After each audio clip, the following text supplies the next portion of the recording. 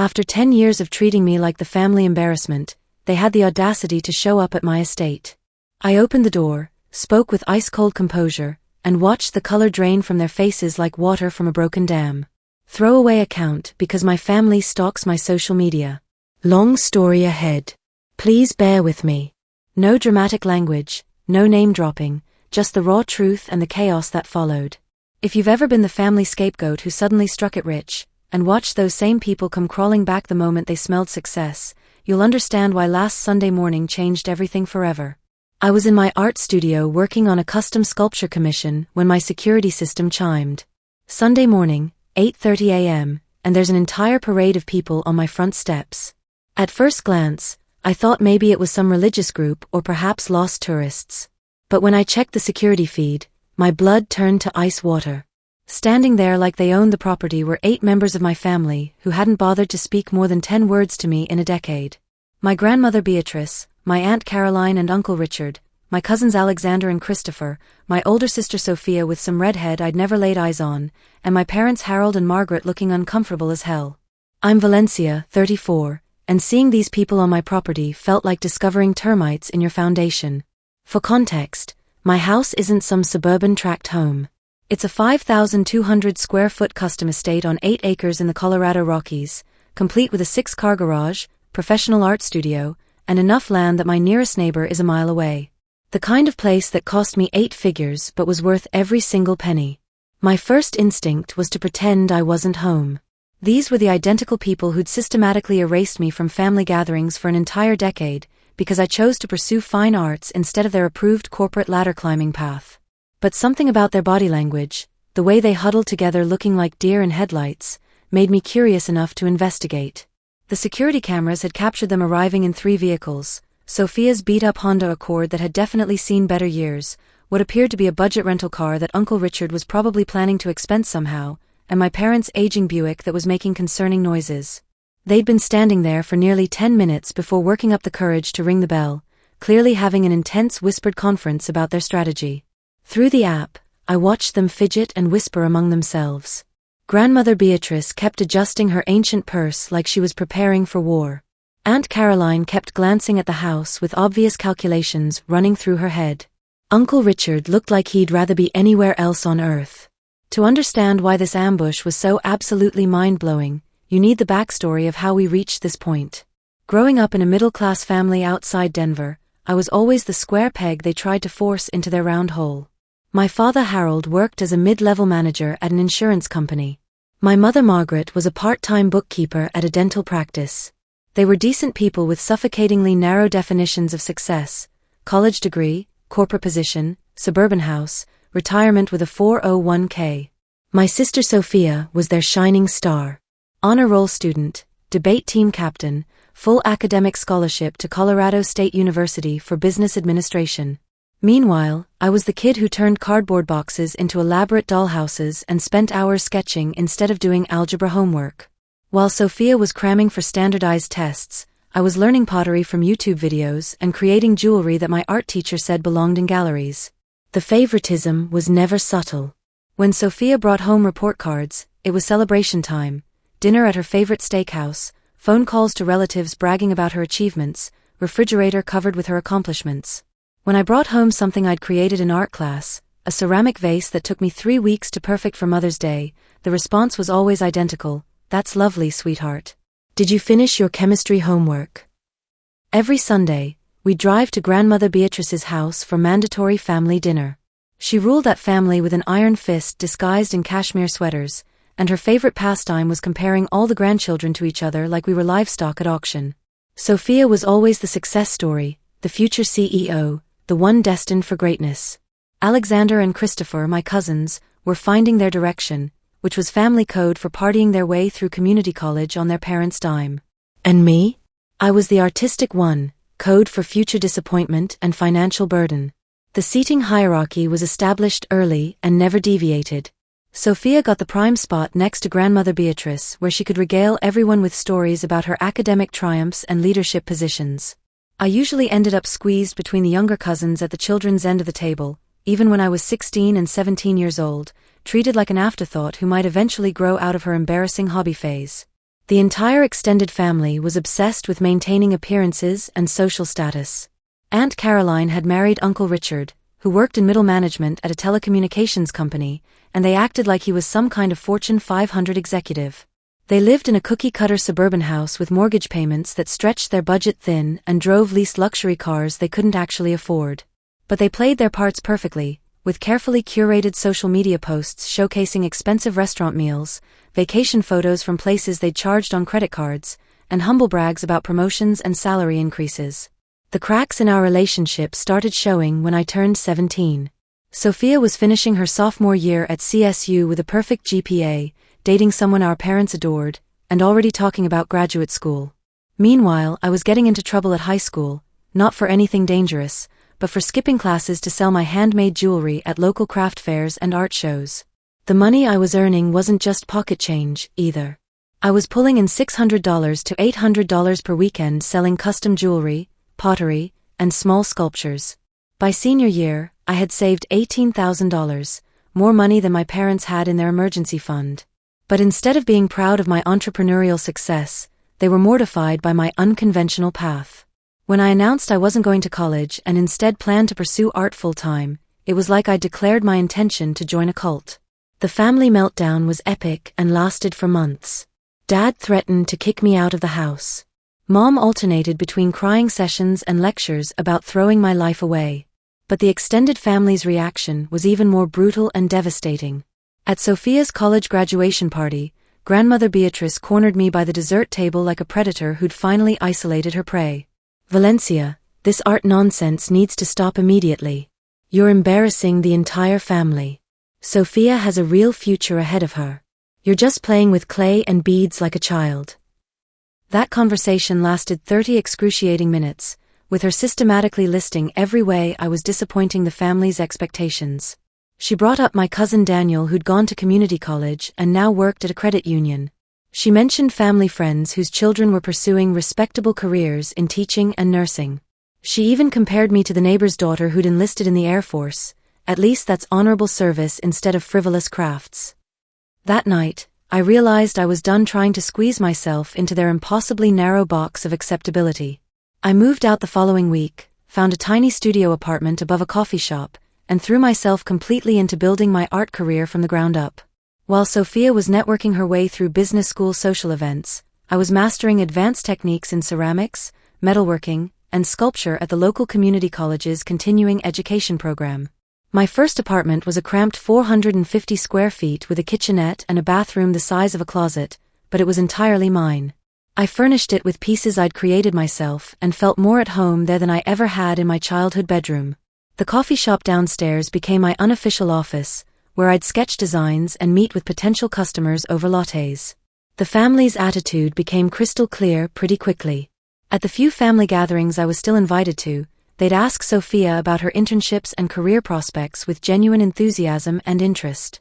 When they bothered to acknowledge me, it was always condescending questions about my little art projects and not so subtle suggestions that I should consider going back to school for something more practical and stable. The condescension was subtle but relentless and soul-crushing. Uncle Richard would pat my shoulder and say things like, "Well, somebody has to make the pretty decorations, right?" Aunt Caroline would ask if I was still doing the art thing, like it was a phase I'd eventually outgrow once I came to my senses. Cousins Alexander and Christopher, who were barely passing their community college classes while living off their parents' money, would make jokes about me being the family's starving artist, and wondering when I'd get a real job. The final breaking point came when I was 24 years old. My sister Sophia had landed an entry-level marketing position making $42,000 annually, which the family treated like she'd been appointed CEO of a Fortune 500 company. Meanwhile, I had just opened Valencia Artistry, my own custom design studio, armed with a $30,000 small business loan and every penny of my carefully saved earnings. Starting my own studio wasn't some impulsive decision born from youthful rebellion. I'd spent 6 years mastering every aspect of the fine arts business, from sourcing materials and managing client relationships to pricing my work appropriately and understanding market demands. My portfolio included custom jewelry for 3 local boutiques, ceramic pieces displayed in 2 galleries, and sculptural work that was generating buzz in the regional art scene. Those first months of running Valencia Artistry were absolutely terrifying. I was juggling invoices, hoping clients would pay on schedule, doing everything from bookkeeping to packaging shipments myself, but the results were undeniable. My work was getting attention from collectors and interior designers who appreciated quality craftsmanship over mass-produced garbage. My first major breakthrough came when a wealthy tech executive commissioned a large-scale sculpture for his corporate headquarters lobby. The piece took 4 months to complete and paid me $75,000, more than my sister's entire annual salary. When I tried to share this success at Christmas dinner, hoping for some family support and recognition, the response was absolutely brutal and soul-crushing. "That's nice, Valencia," Aunt Caroline said, barely glancing up from her phone. "But what happens when people stop wanting expensive art?" "Sophia has job security and benefits." Uncle Richard nodded along like a bobblehead. "Art is so unpredictable, kiddo. You should think about getting your teaching certificate or something more reliable as a backup plan." What followed was a masterclass in backhanded compliments and concerned trolling that would have impressed professional politicians. They questioned my business model, wondered about my health insurance coverage, and suggested I was being financially irresponsible. Meanwhile, Sophia sat there smugly while everyone praised her smart career choices and practical thinking. But Grandmother Beatrice delivered the killing blow with surgical precision. "Valencia, playing artist is fine for now, but when are you going to settle down and get serious about your future? Sophia's already talking about buying a condo with Brandon. You're still living in that tiny apartment, getting your hands dirty like a common laborer." The word laborer was delivered with the same tone she'd use for convicted felon. In that moment, I realized with crystal clarity that these people would never respect what I did, regardless of how successful I became. The irony was suffocating. Sophia's secure job paid less than I was making working for myself, and my studio was already on track to gross $150,000 in its first full year of operation. I left early that night, driving home through the snow, and made a decision that would define the next decade of my life. I was done trying to win their approval. The final, unforgivable insult came at Sophia's engagement party 2 years later. By then, my business was generating $200,000 annually, and I was personally netting about $140,000 after expenses. I offered to help with wedding costs, thinking maybe this gesture would finally earn me some respect and inclusion. The response? "Thanks, but we've got it covered. Maybe just bring a nice gift from the registry." At the engagement party, I was seated with family friends I'd never met, while Sophia's college sorority sisters got seats at the main family table. When Sophia gave her speech thanking everyone who'd supported her journey to this moment, she mentioned her professors, her boss, her sorority sisters, even friends from high school. 7 minutes of gratitude for everyone who'd helped shape her life, and I wasn't worth a single sentence. That's when I stopped trying completely. If they wanted to pretend I didn't exist, I'd make it easy for them. The next 6 years were the most focused and productive of my entire life. Valencia Artistry evolved from a one-woman studio to a thriving creative enterprise with 2 full-time assistants and a client waiting list that stretched 6 months out. I specialized in high-end custom sculptures and architectural metalwork, the kind of pieces where clients don't ask about price because they understand that quality and artistry cost money. By age 30, I was pulling in low 6 figures annually, but I kept my success quiet and under the radar.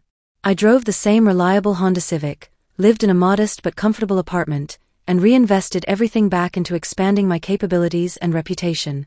The family had no clue about the scale of what I was building. When I occasionally ran into extended family around town, they'd ask how the art thing was going with that same patronizing tone they'd always used. Meanwhile, Sophia's perfect suburban dream was showing serious cracks. Word travels in small circles, especially when people are struggling financially. Her mortgage was substantial, plus car payments, credit card debt, and a husband whose career had stagnated in middle management. The art market in Colorado exploded around 2019, and everything changed for me practically overnight. Suddenly, every successful entrepreneur and wealthy retiree wanted custom pieces for their homes and offices, and they all wanted to work with the artist who delivered exceptional quality without cutting corners or compromising her vision. I landed 4 major commissions in 8 months worth over $800,000 total. These weren't ordinary projects: a 12-foot bronze sculpture for a luxury resort lobby, custom metalwork for a tech billionaire's mountain retreat, an entire series of ceramic installations for a new performing arts center, architectural elements for a historic building restoration that would be featured in design magazines. Each project pushed my artistic skills to new levels and built relationships with clients who became repeat customers and reliable referral sources. That's when I bought 8 acres in the Colorado Rockies and started planning something that would blow everyone's minds. The design process for my dream home took over a year. I wanted something that honored traditional craftsmanship while incorporating every modern convenience and technological advancement. The architecture would be timeless, built to last for generations. Custom millwork throughout, imported materials, commercial-grade everything. The studio would be larger and better equipped than most university art departments. The main living areas would overlook my own private valley with mountain views that belonged on postcards. By 2021, I was worth multiple millions on paper. Valencia Artistry was booked solid for over a year in advance. I had assistants making more money than most college graduates, and my reputation in the regional art scene was absolutely unshakable. But to my family, I was still just Valencia who played with art supplies. The isolation didn't bother me anymore. I'd built genuine friendships with other artists, gallery owners, collectors, and clients. Real relationships based on mutual respect and shared passions, not family obligation or social convenience. When people in my circle needed help, we supported each other without question. When my assistant's father was diagnosed with cancer, I quietly covered her family's medical expenses. When my metalworking supplier's shop flooded, I organized a fundraising exhibition that raised enough money for him to rebuild. I dated occasionally but never got serious about anyone. Especially after watching Sophia's marriage implode when Brandon left her for a younger colleague during his company's downsizing. I had more important things to focus on than relationship drama and emotional manipulation. The best revenge, they say, is living well and succeeding beyond everyone's expectations. While my family was trapped in their suburban bubble of financial stress and social pretension, defining success by appearances and status symbols, I was building something extraordinary and permanent. When COVID hit in 2020, the art world initially seemed like it would collapse entirely. Galleries closed, exhibitions were cancelled, and everyone predicted that luxury spending would disappear completely. But I discovered something interesting. People stuck at home suddenly wanted to surround themselves with beautiful, meaningful objects more than ever before. I pivoted faster than larger galleries could manage. While they were tied up in bureaucracy and overhead costs, I started offering virtual consultations, detailed progress videos for clients, and custom pieces designed specifically for home offices and personal spaces. Wealthy clients who were working from home wanted unique sculptures for their video call backgrounds, custom metalwork for home gyms, and artistic elements that would make their living spaces feel special during lockdown. My business not only survived, but absolutely thrived. I added a third assistant and started working on larger commercial projects for businesses adapting to the new reality. Restaurants needed custom outdoor dining installations. Office buildings wanted artistic elements that would make employees excited to return to work. Residential clients commissioned pieces that would make their homes feel like personal sanctuaries. By 2022, I was doing several million in annual revenue and taking home more money than I'd ever imagined possible. I bought investment properties, upgraded my equipment, and started seriously planning the expansion into Santa Fe and Aspen markets. The investment properties were a calculated move. I bought undervalued places in good neighborhoods, had them renovated by trusted contractors, and either sold them for substantial profits or kept them as rental income streams. That's when my cousin Christopher's girlfriend spotted me at a gallery opening and recognized me from family photos. She followed my business account on social media, which I'd been using primarily as a professional portfolio tool. Suddenly, family members were creeping on my posts, seeing photos of my commissioned pieces, the scale of my projects, and the obvious markers of serious success. My account was mostly professional content, before and after photos of major installations, shots of works in progress, occasionally a picture of a completed piece in its permanent location. But to someone who knew me personally, it painted a very clear picture of success that couldn't be dismissed or minimized. Suddenly, after years of complete silence, I started receiving random text messages that were transparently fake and calculating. "Hey Valencia. Hope you're doing amazing. Saw your post about that sculpture for the resort. Looks absolutely incredible. We should definitely catch up soon." The messages were pathetically obvious in their intentions. Christopher, who hadn't spoken to me in 7 years, suddenly wanted to grab coffee and catch up on life. Alexander sent me a friend request after ignoring my existence since high school graduation. Even Aunt Caroline started liking my business posts, which was hilarious considering she'd spent years telling people I was wasting my life on arts and crafts. I ignored every single message and request. If they wanted to reconnect because they discovered I had money, that told me everything I needed to know about their true motivations and character. But I had no idea they were planning a coordinated ambush on my own property. I walked to the front door, my custom leather boots echoing on the imported stone flooring. When I opened that door, the expressions on their faces were absolutely priceless. They'd been expecting the family failure they'd been dismissing and mocking for years. Instead, they got a confident, successful woman wearing designer clothes that fit perfectly, standing in the doorway of an obviously expensive custom home. "Valencia," Grandmother Beatrice spoke first, her voice attempting warmth but sounding stiff and rehearsed. "What a absolutely beautiful home you have here." "Yeah, well," I replied, not bothering to hide the ice in my voice. "Hard work and talent tend to pay off eventually." The silence stretched between us like a frozen lake, nobody willing to take the first step onto thin ice. Finally, Aunt Caroline stepped forward with a smile so plastic it could have been recycled. "We were in the area for the Morrison family reunion. You remember the Morrisons from church? And we thought we'd stop by since we heard through the grapevine that you lived somewhere around here." The casual mention almost made me laugh out loud. These people hadn't cared where I lived for an entire decade. And now they were acting like we'd always been close family friends. Plus, the Morrisons lived 3 hours away, so this was hardly a casual stop-by situation. "How incredibly thoughtful of you," I said, my voice flatter than roadkill. "Do you want to come inside, or are we conducting this family reunion on my front porch?" They filed past me into the foyer, and I had the distinct pleasure of watching their eyes go wide with shock and poorly concealed envy. 20-foot vaulted ceilings, custom ironwork that had taken months to complete, original artwork on every wall that was worth more than most people's cars. The entryway alone had probably cost more than their annual salaries combined. I gave them the complete tour because I wanted to see their reactions to every single room. The living room with its massive stone fireplace and floor-to-ceiling windows overlooking the valley. The kitchen with professional-grade appliances and a center island larger than most people's entire kitchens. My personal studio lined with awards, press coverage, and photos from high-profile installations. Christopher kept making low whistles under his breath. Alexander was obviously taking pictures to show his girlfriend later. Sophia's new wife was doing mental calculations about property values and mortgage payments. But Grandmother Beatrice's reaction told me everything I needed to know. She was completely re-evaluating everything she thought she knew about me. We ended up in the living room with coffee served in handmade ceramic mugs I'd created specifically for occasions like this. Small talk about weather, their drive up, safe topics that carefully avoided the enormous elephant trumpeting in the room.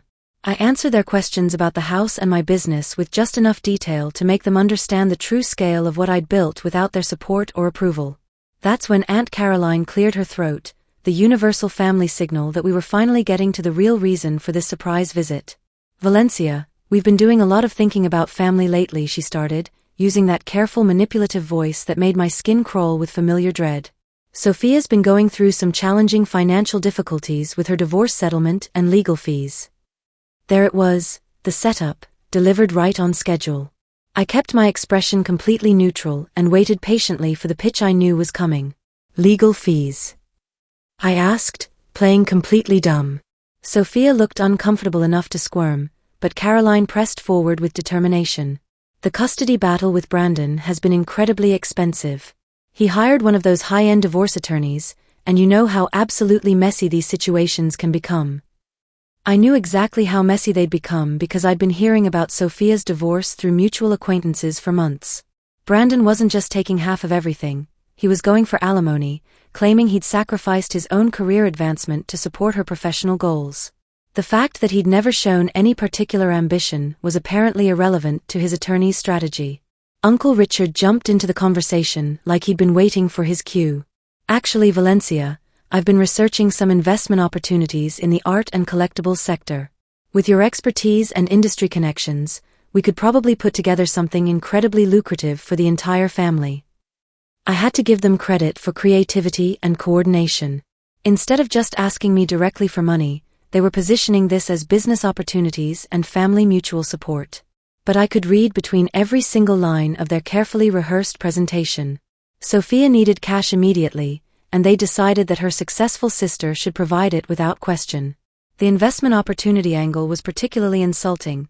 These people who'd never shown the slightest interest in my business when I was struggling and building it from nothing were now ready to become partners now that it was profitable and established. Grandmother Beatrice delivered what she clearly thought was the closing argument. We've really missed having you at family gatherings, Valencia. It's time we put all this ancient history behind us and started acting like a real family again. After all, family takes care of family. The sheer audacity was breathtaking in its scope. After 10 years of treating me like an embarrassing family secret, they were now ready to welcome me back into the fold, as long as I brought my checkbook and asked no questions. I leaned back in my handcrafted leather chair and studied their faces with the same attention I'd give to a sculpture I was considering purchasing. These people had written me off completely when I was struggling to build something from nothing. Now that I'd succeeded beyond their wildest expectations, suddenly they wanted to be family again. That's fascinating, I said, keeping my voice calm and measured. Remind me, when exactly was the last family gathering I was actually invited to attend? The silence was deafening. They all looked at each other desperately, hoping someone else would take responsibility for answering that question.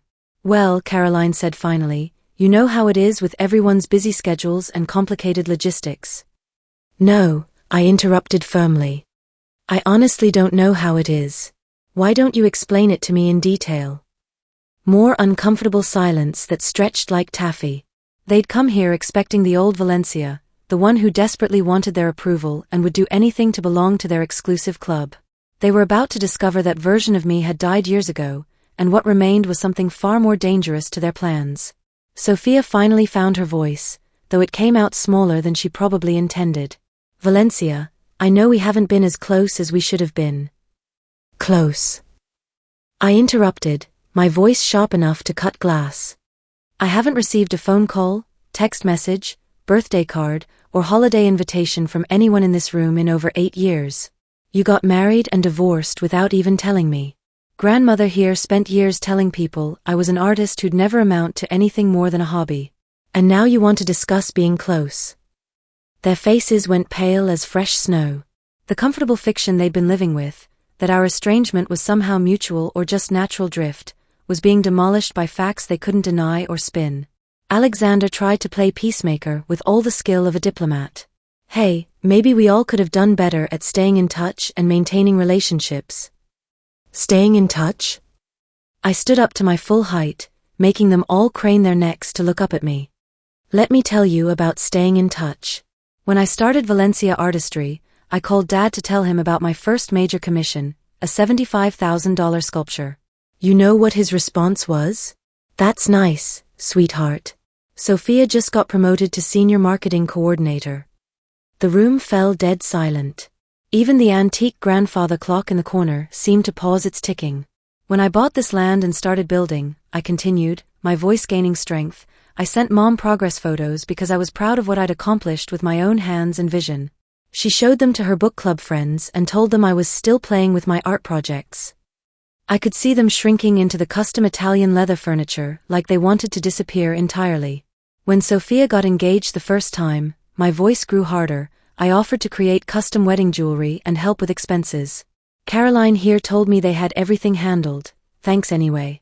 At the reception, I was seated with family friends I'd never met while Sophia's sorority sisters got the main family table. When she gave her speech thanking everyone who'd supported her journey, she mentioned professors, bosses, even college roommates, but not the sister who offered to help make her day special. Sophia was staring at her hands like they held the secrets of the universe. Valencia, I'm not finished, I said, my voice gaining the authority I'd learned from years of dealing with difficult clients and contractors. When Grandmother Beatrice had her heart surgery 4 years ago, I drove 6 hours with flowers, a care package, and an offer to help with medical expenses. The hospital staff told me visiting hours were for immediate family only. When I explained I was her granddaughter, Caroline here informed them I was distant family, and it would be better if I waited until after everyone else had visited. That memory still burned like acid in my chest. I'd driven through a snowstorm after getting word about grandmother's surgery, bringing orchids I'd grown myself and a care package filled with her favorite things.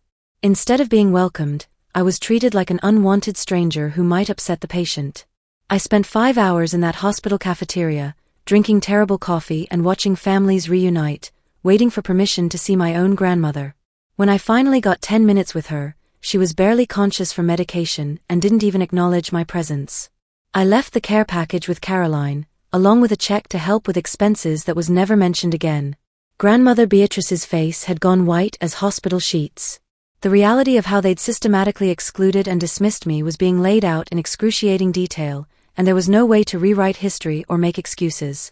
So no, I said, settling back into my chair with deadly calm, we haven't been not as close as we should have been. You systematically cut me out of this family like a cancer, and now that you've discovered I'm more successful than all of you combined, suddenly you want to be family again. That's not family. That's a business transaction.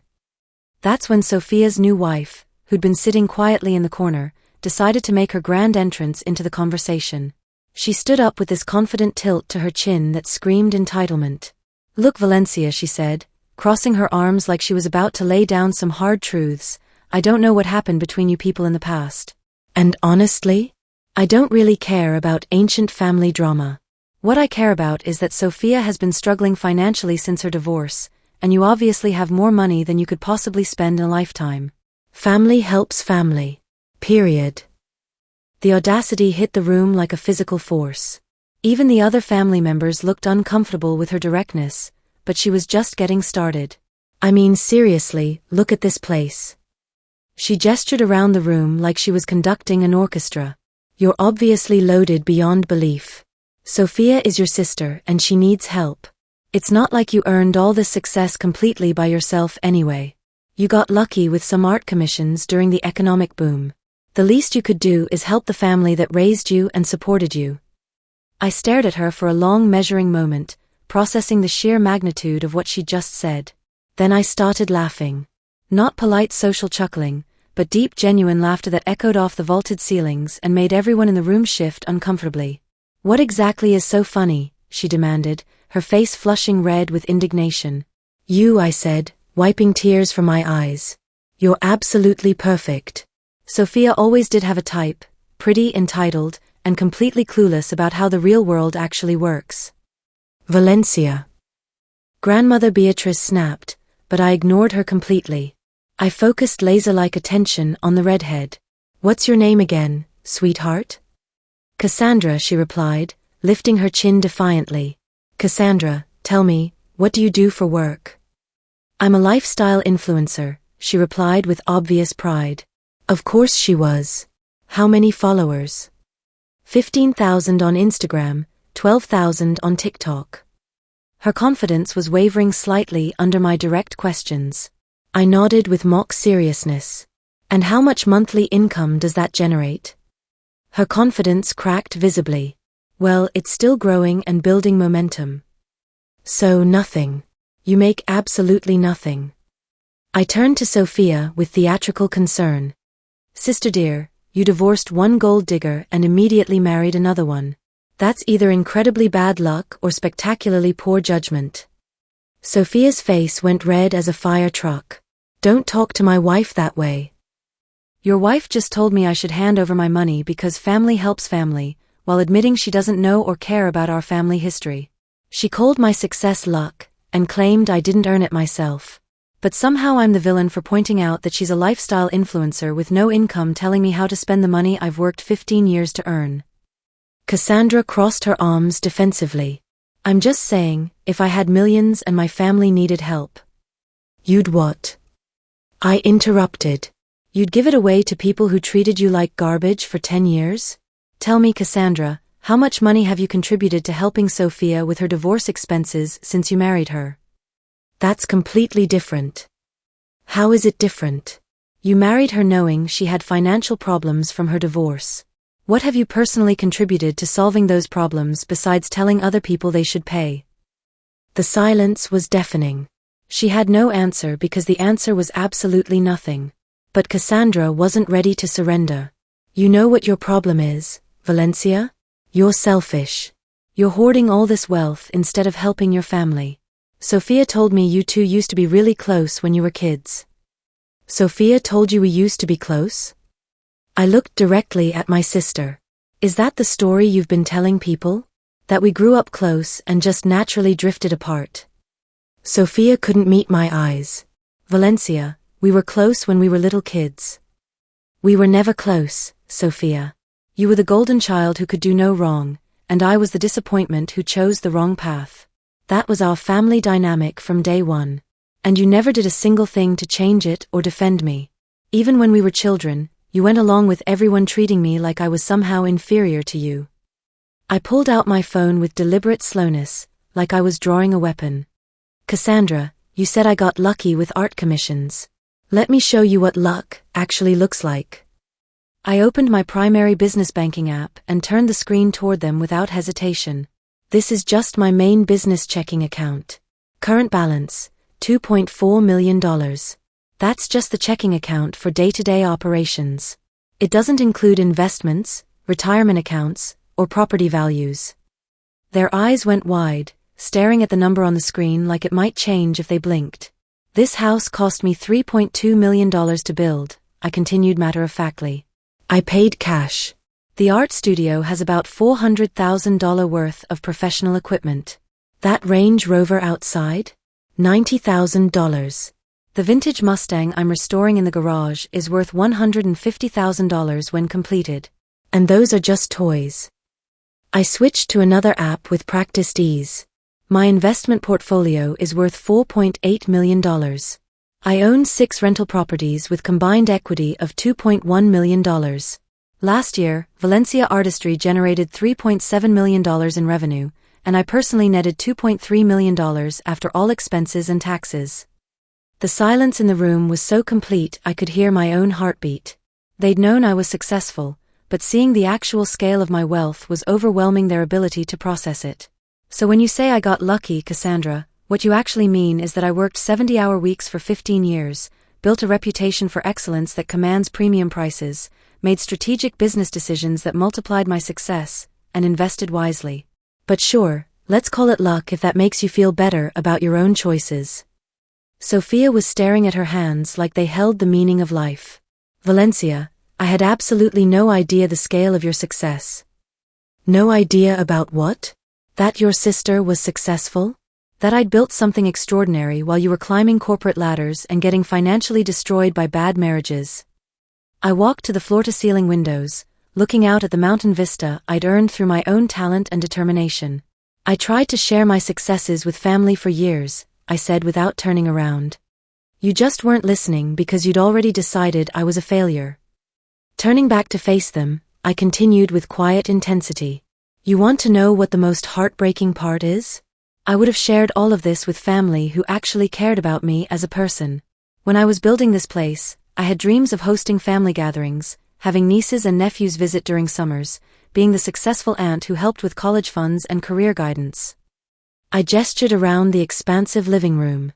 But that required having a family that saw me as more than a disappointment or an ATM machine. Instead, I built relationships with people who respected what I was creating from day one. Walking to a bookshelf, I pulled down a photo album. My studio manager?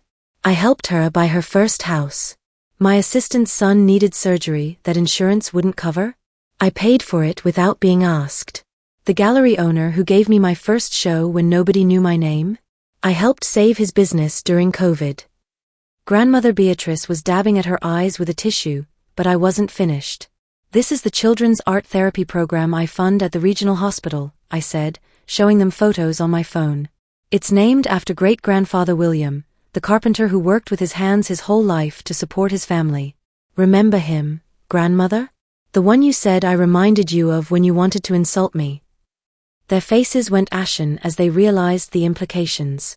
This is the scholarship fund I established at the community college, full rides for students who want to pursue fine arts but can't afford the materials and equipment. I showed them another photo. And this is the community art center I helped build and fund, providing free classes for kids whose families can't afford private lessons. The children's art therapy program was something I was particularly proud of. The pediatric ward had been trying to start an art program for years, but couldn't secure funding. My donation didn't just pay for supplies, it funded a full-time art therapist, a dedicated studio space, and ongoing programming that helped kids process trauma through creative expression. Aunt Caroline was crying openly now. Valencia, We didn't know about any of this. You didn't know because you never bothered to ask, I replied with cold finality. You were too busy looking down on me to notice what I was actually accomplishing in the world. I put my phone away and looked at each of them in turn. But here's the thing that might surprise you. I didn't do any of those things for recognition or to prove anything to you. I did them because they were the right things to do. Because when you have the ability to make a positive difference in the world, you have a responsibility to use that gift. Alexander, who'd been silent through most of this devastating revelation, finally spoke up. Valencia, is there any possible way we can make this right? I know we messed up badly, but family should mean something, shouldn't it? I studied his face for a long moment. Out of everyone in that room, he seemed to genuinely grasp the magnitude of what they'd done to me over the years. Alexander, family does mean something, I said carefully. It means being there for each other through good times and bad. It means celebrating each other's successes without jealousy or resentment.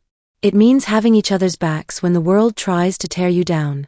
It means seeing the best in each other and believing in each other's dreams. I paused, letting that sink in completely. Tell me honestly, when did any of you ever do any of that for me? He opened his mouth to respond, then closed it again. Because the answer was never, and we both knew it. You want to know what family means to me now? I walked to another photo on the mantel. Last year when the wildfires hit the western slope, I took my entire team and $200,000 worth of equipment to help with relief efforts. We worked for 3 weeks helping families rebuild, creating memorial pieces for those who lost everything, teaching art therapy workshops for traumatized children. The wildfire relief work had been exhausting but meaningful beyond description. We'd worked 18-hour days in smoky, dangerous conditions, helping families salvage what they could and creating new memories from the ashes of the old. My team volunteered their time, and I covered all expenses, fuel, equipment, food, hotel rooms, hazard pay. Those people, my employees, my clients, my fellow artists, they're my family now, I continued. We've chosen each other based on mutual respect and shared values, not genetic accidents and social obligations. I walked to the front door and opened it wide, letting the cool mountain air flow into the room. That's what real family looks like. Now I want all of you to leave my property. As they filed past me toward the door, each one looking defeated and ashamed of their behavior, Sophia stopped and turned back one final time. Valencia, I know I don't deserve it after everything that's happened, but if you ever change your mind about giving us another chance. I looked at my sister, really looked at her for the first time in years. The golden child who'd had every advantage handed to her and squandered it through poor decisions and worse judgment in partners. The woman who'd stood by silently while her family treated me like nothing for an entire decade. Sophia, you want another chance? Here's exactly what that looks like, I said with crystal clarity. You figure out your financial situation without asking anyone else for help. You prove you can stand on your own feet and make good decisions. You learn how to treat people with respect instead of seeing them as either useful or disposable. And most importantly, you spend some serious time thinking about what kind of person you want to be. She nodded slowly, tears streaming down her face. And if I do all of that? Then maybe, we can have a conversation about being sisters again. But not until then. And definitely not while you're married to someone who thinks I owe you money because we share DNA. As their tail lights disappeared down my private mountain road, I stood in my doorway breathing the clean Colorado air, feeling lighter than I had in years. For the first time in a decade, I was completely free of the weight of their expectations, judgments, and manipulation. My phone buzzed with a text from my studio manager, wine and painting night at my place. You in, boss? I smiled and typed back, absolutely. Real family dinner, right? You know it, Valencia. See you at 7. I locked the door and walked back to my studio where a half-finished sculpture was waiting. Some relationships are worth restoring with patience and care. Others are better left in the past where they belong. After 10 years, I'd finally learned the difference.